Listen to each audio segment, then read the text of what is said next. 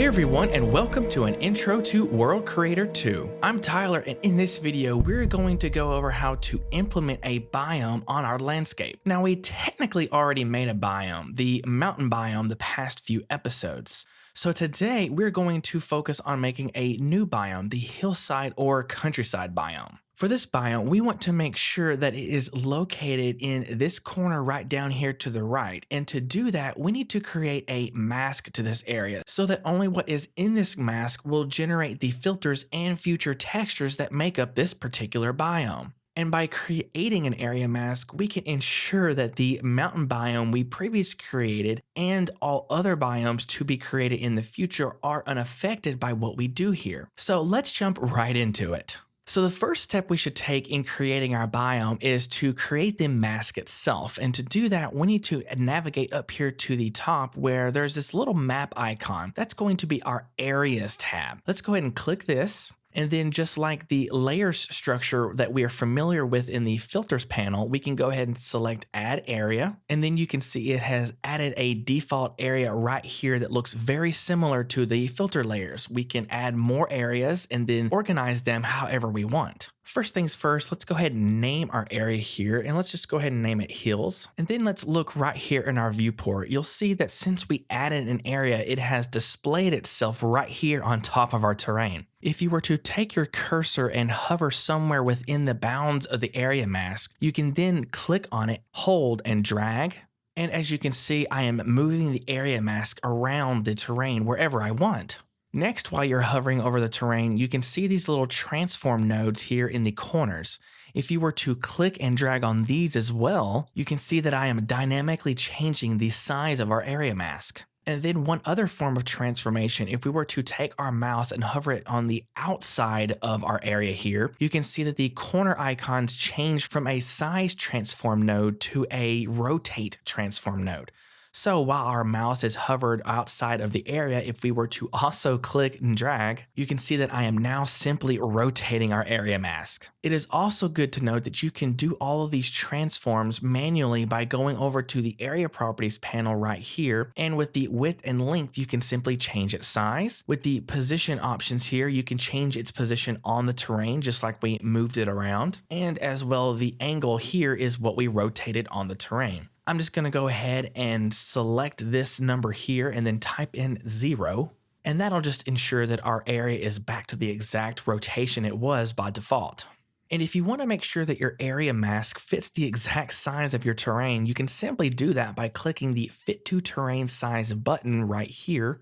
And you can see the area has dynamically snapped to the scale of our terrain. Next in this panel is the resolution. Now the resolution here is specifying the resolution of the mask itself. So be mindful of how large your mask is in relation to the mask's resolution. If our mask was going to be only about 1K in size, then for optimization purposes, it makes a little bit more sense to make sure that this resolution here is set to 1K. And you can take this resolution slider as high as 16K if needed. This resolution slider becomes a bit more prevalent when you're trying to mask smaller details or when you're dealing with a height map, of which we will cover later on in the series. And if you want a little help in masking your area, you can always overlay an image right here with this option. Much like how we overlaid an image of the sketch that I made for this terrain, you could also do that right here. But be mindful that when you overlay an image right here, it'll only display itself on the terrain when you have this particular area selected.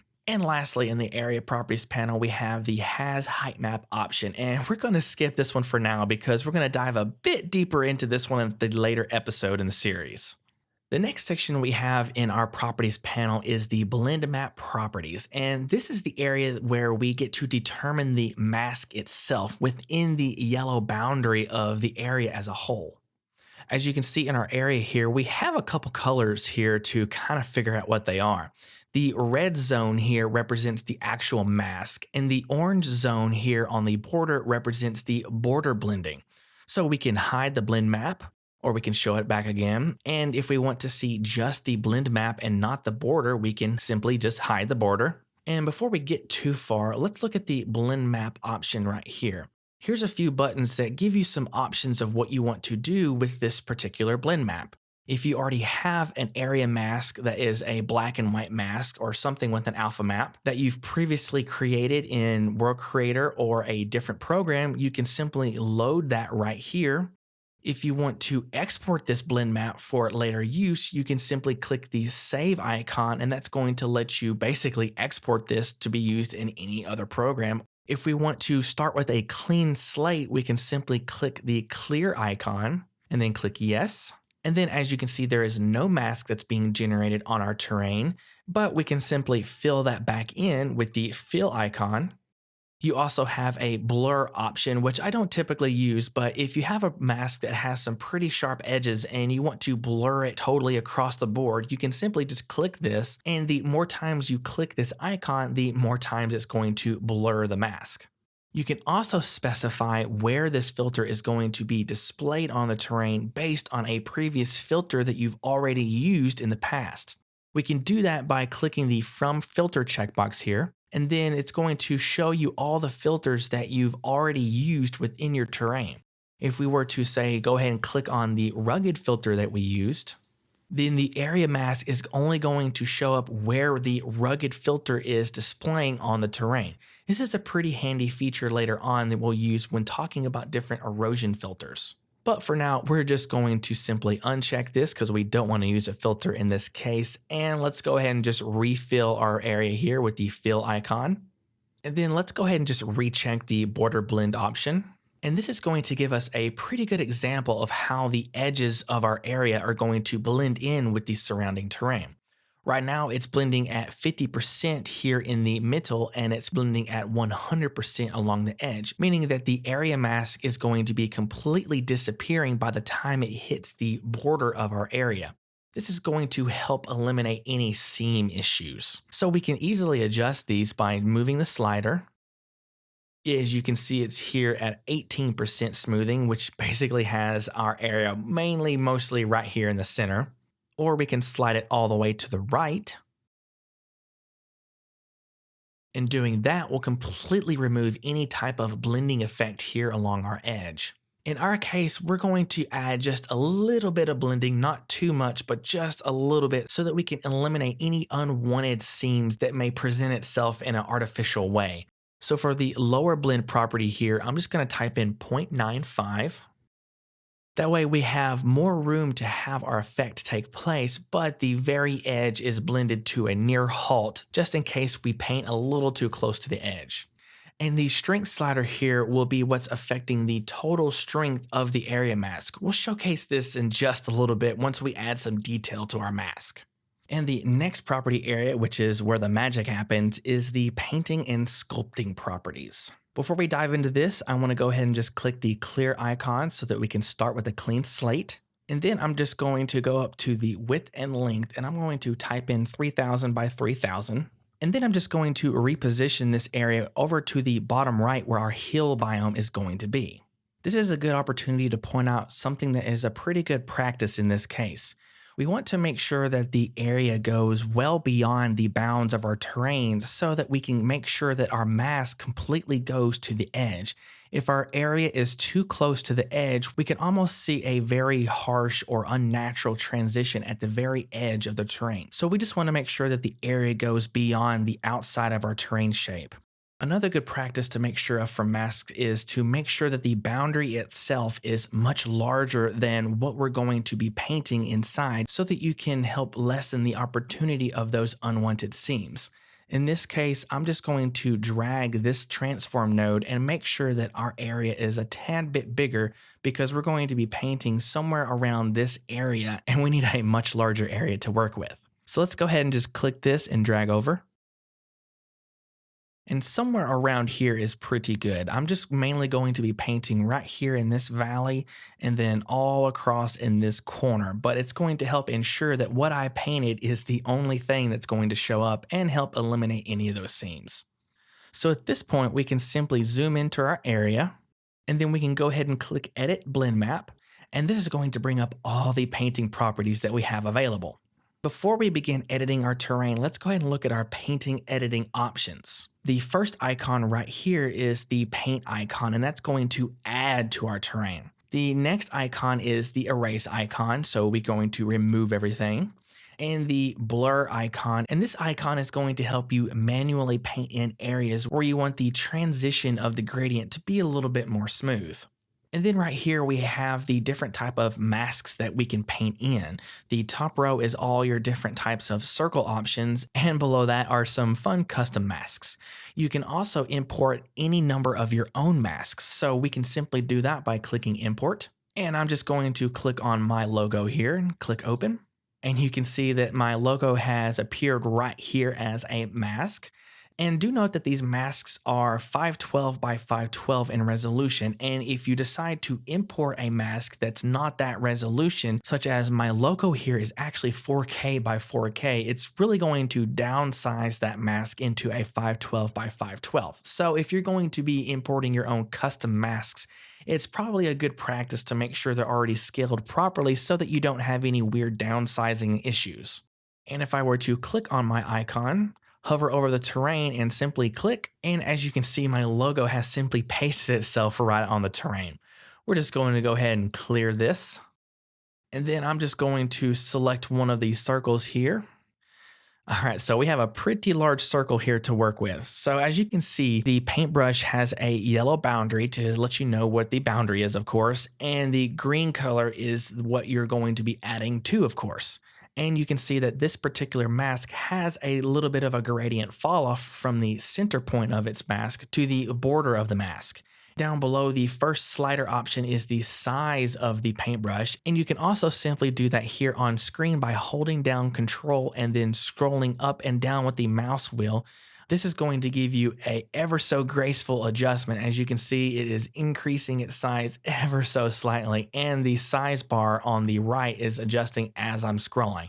This is going to give you a little bit more fine-tuned adjustment, but you're more than welcome to simply highlight this and then type in any number that you want, and it'll adjust the shape accordingly. You can also adjust the angle that it's being displayed on the terrain. So if I went ahead and selected this skull, and then I decided I wanted this skull to be rotated 45 degrees, you can see that the skull is rotated 45 degrees.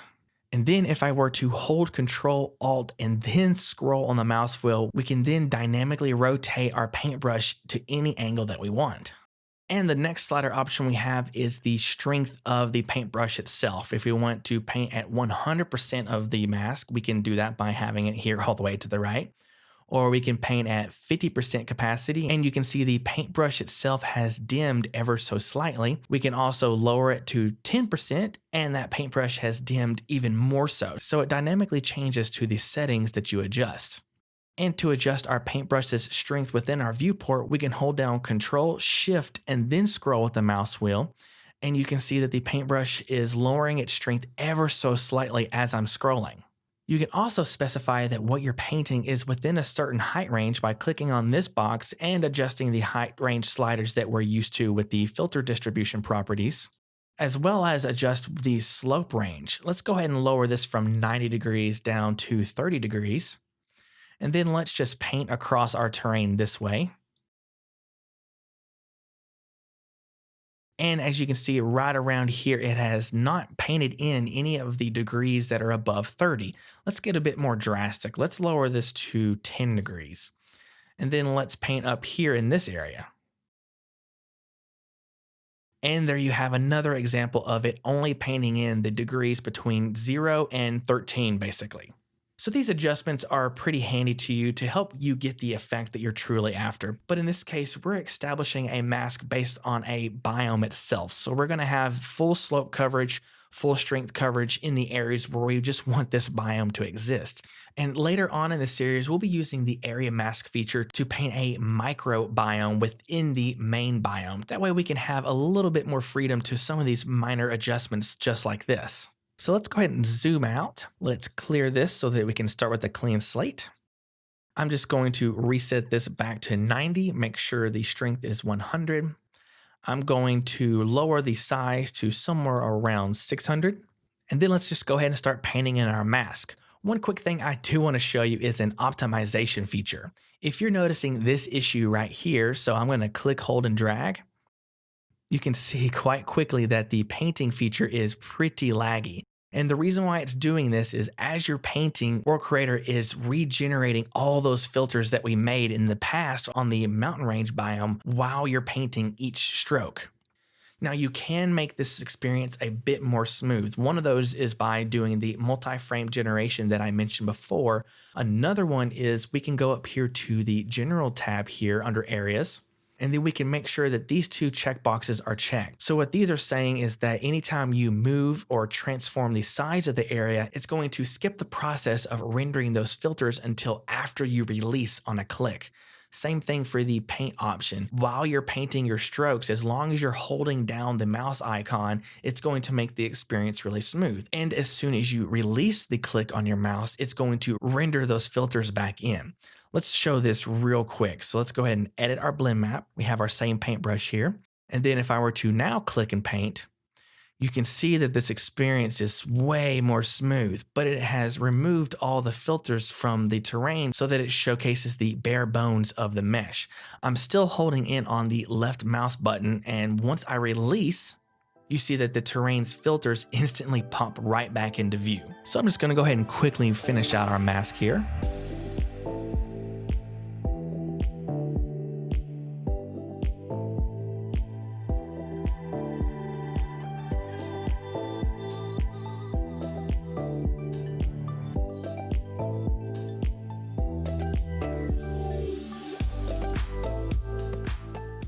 And here we have the general shape of our area, but one thing I like to do is select one of these lower options here where the gradient fall off is much greater. And then I'm going to increase this size to somewhere around 800. And then I'm going to specify that I'm going to erase. And then by doing this, I'm going to paint around the edge of our mask so that I can make sure that the fall off is a little bit more what I want. One good tactic is to paint this mask along the ridge line of our mountain here. So I'm going to go ahead and do that. And you see, once I did that, it has made that gradient transition a little bit more subtle. Let's keep doing that by going around our mask.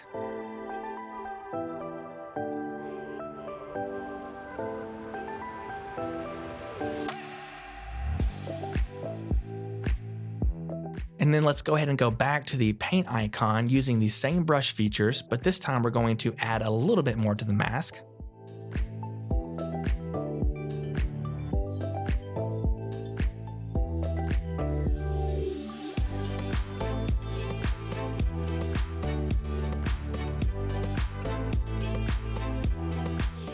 Okay, perfect. And then what we can do is select the blur icon. I'm just going to make sure the strength is around 50%. And then I'm just going to blur the edges just a little bit more with this feature.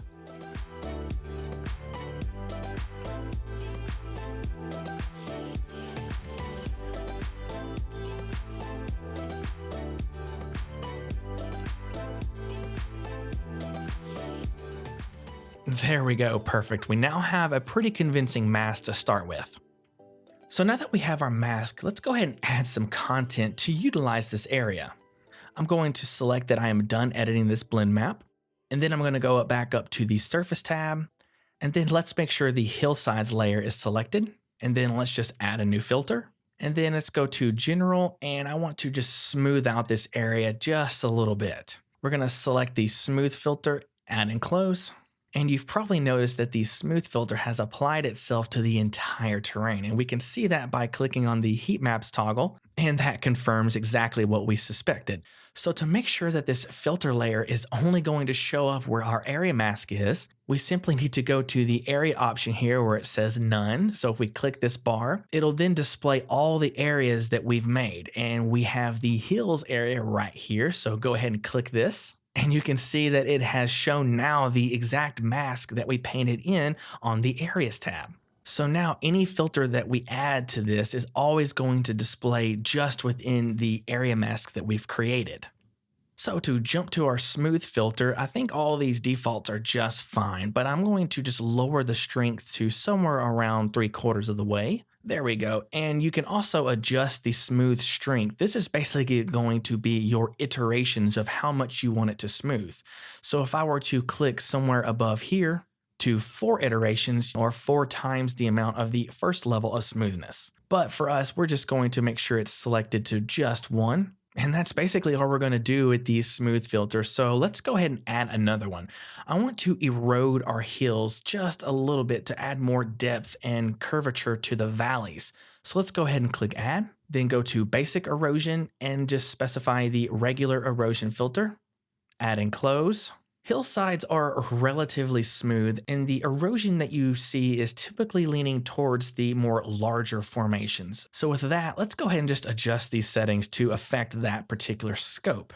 Overall, the filter properties here are just fine, but what I mainly want to change here is the filter level strengths. So let's go ahead and just reduce all of these to 0. And then I'm just going to mainly focus on the broader details in the upper half of this spectrum. So I'm just going to plug in some numbers that I found worked pretty well through trial and error. 190.5 for that level, 152 for the next level, 135, 124, 100, and roughly 47 will do it for this one. And that's pretty much all I'm going to do for this erosion filter, keeping it very subtle and smooth. If you were to unhide this, here is the before effect, and here is the after effect. You can see it's very subtle, but it's adding a little bit more curvature formations to our hillside region. Now let's take the hills we have and blow them up. Not in the same sense of blowing them up as in eruption, but enlarging their roundness like a balloon. This will not only enlarge our hills, but it will give the erosion filter we just created more definition. So since we're wanting to balloon these hills, let's simply just add another filter, go to Effect, and then make sure the balloon option is selected, add and close. And now the balloon filter is very similar to the directional balloon filter. This is just more of a basic form of that. Now the balloon filter here is very similar to the directional balloon filter, but it's not based on an angle. It's just either going to balloon out or balloon in your effect. In this case, we want our effects to be ballooned out, but not too much. And that's going to be specified by the direction slider here. Again, if we were to slide this all the way to -1, you see the balloon filter is basically imploding the detail of what we've previously done. But I want this to balloon outward, so we're just going to specify somewhere around 0.5. And here we're ballooning out the details, but only about 50%. And we're going to leave the length and smoothness alone. And again, the length is how long that filter is going to be generated, and the smoothness is obviously how smooth it is. The only other thing I want to affect here is, again, the filter level strength sliders. And these details are okay, but I want to add, again, more broad detail and lower some of the mid-range detail.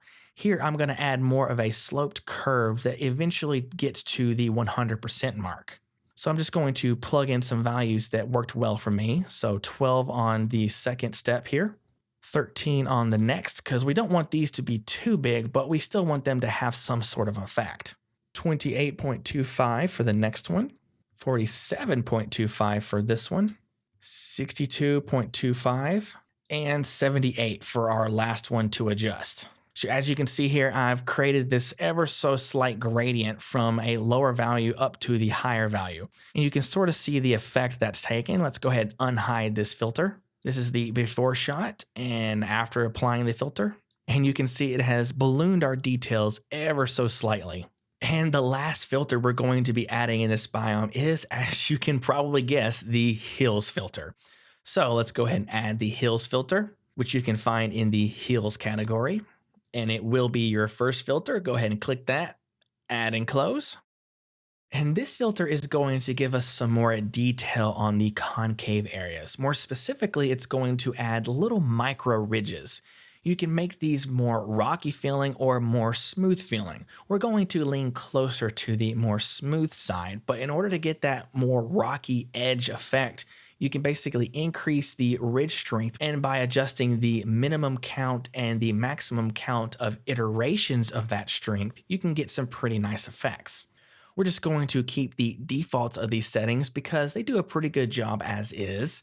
And coincidentally, this time I'm going to just go ahead and leave the filter level strength sliders alone because the detail that it produces is a pretty good effect that I'm after. Let's go ahead and just pan around here and then unhide the hills filter. You can see the before shot and the after shot. So you can see it's giving a little bit more definition to our hill dome here and sharpening up the bottom areas where our erosion filters are. Same thing in this area and this area. If we were to unhide the hills filter, you can see that the transition is still just a little sharp and there's not a whole lot going on here, but by enabling the hills filter, we're adding a bit more definition to our hilled effect. It can be hard to see because it's a very subtle effect, but it produces a pretty nice effect overall that I'm after. And at this point, we can easily go back to our area mask here and re-edit it to be anything that we want, and we can dynamically see the filters take place on our terrain in real time. One reason why it is a really good idea to make your area mask first is mainly for optimization purposes, because the more filters you add, the more tedious it's going to be on your computer. For example, I'm just going to remove some of this detail here because I don't want it to blend too much into our desert region that we're going to be doing here. So I'm going to select the erase icon and make sure the strength is somewhere pretty low. And then I'm just going to paint over this area.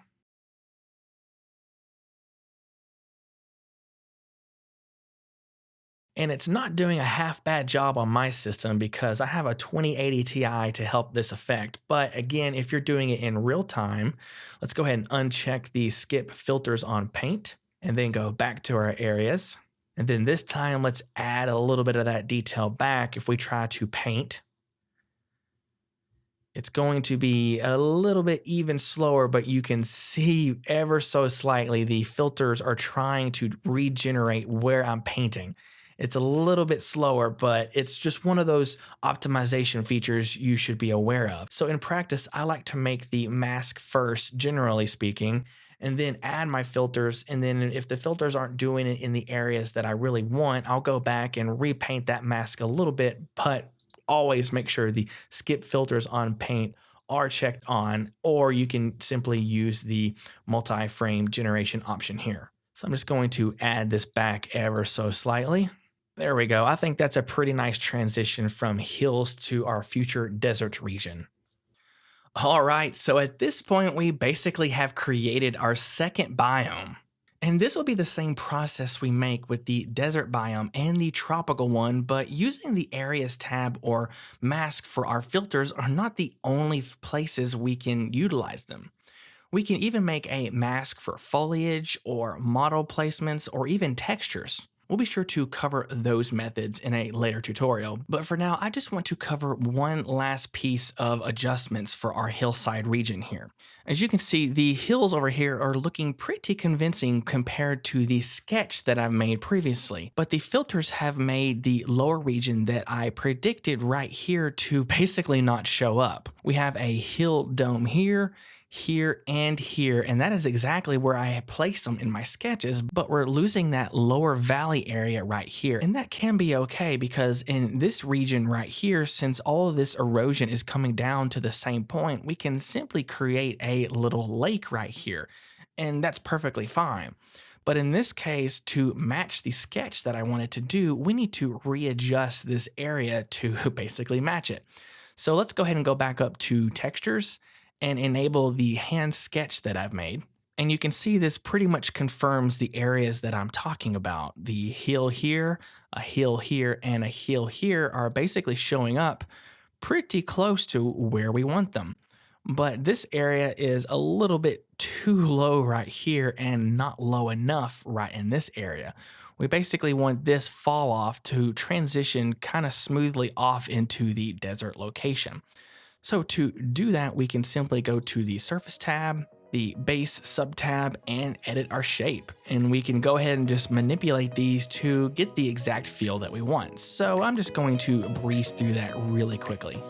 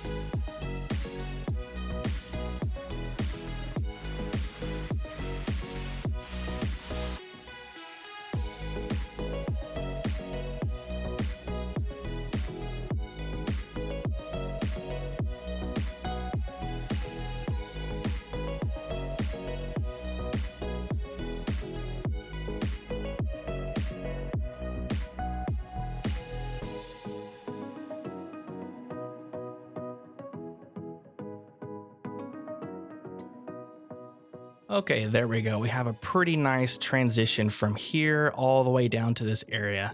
And we have a pretty prominent hillside from 3 different hill zones that I've specified.